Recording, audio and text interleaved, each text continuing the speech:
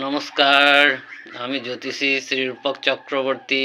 আজকে মূলত আমি যে বিষয় নিয়ে আলোচনা করব সেটি হলো আমাদের জীবনে অর্থ।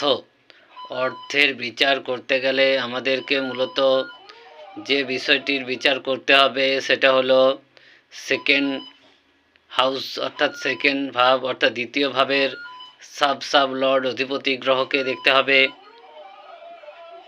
বা দ্বিতীয় ভাবের সাবলর্ড অধিপতিকে দেখতে হবে। দ্বিতীয় ভাবের উপ অধিপতি গ্রহ বা দ্বিতীয় ভাবের উপ অধিপতি গ্রহ, এই দুটো গ্রহ আমাদের অর্থের ক্ষেত্রে একটা গুরুত্বপূর্ণ ভূমিকা পালন করে।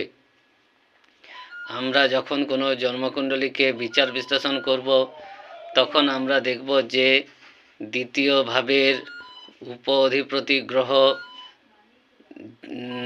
মূলত এখানে ব্যক্তিটির জীবনে অর্থ এনে দেবে। দ্বিতীয় ভাবের উপ অধিপতি যে গ্রহটি রয়েছে সেই উপ অধিপতি গ্রহটির স্টারে ও সাবে ও সাবে যে গ্রহগুলি অবস্থান করবে সেই গ্রহগুলি দশায়, অন্তর্দশায় বা সেই গ্রহ সংক্রান্ত কোনো কর্মর দ্বারা ব্যক্তিটির জীবনে অর্থ আসবে। ধরা যাক কোনো একজন ব্যক্তির জন্মকুণ্ডলিতে দ্বিতীয় ভাবের উপ অধিপতি গ্রহ যদি বুধ গ্রহ হয়, তখন দেখতে হবে যে এই বুধ গ্রহের নক্ষত্রে উপনক্ষত্রে কোন গ্রহগুলি রয়েছে।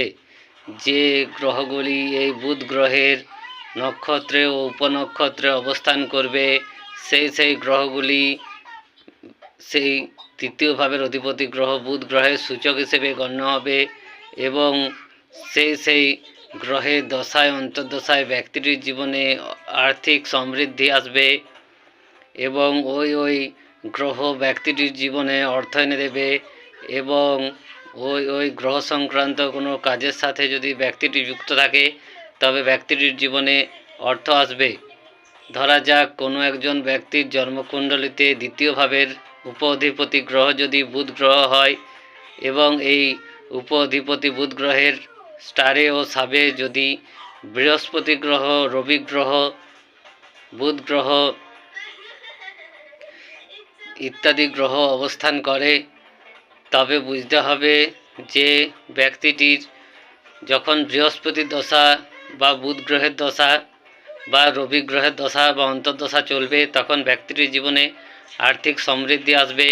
ঠিক একই রকমভাবে রবি গ্রহ, বুধ গ্রহ ও বৃহস্পতি গ্রহ ব্যক্তিটির জীবনে অর্থ এনে দেবে। বৃহস্পতি গ্রহ সংক্রান্ত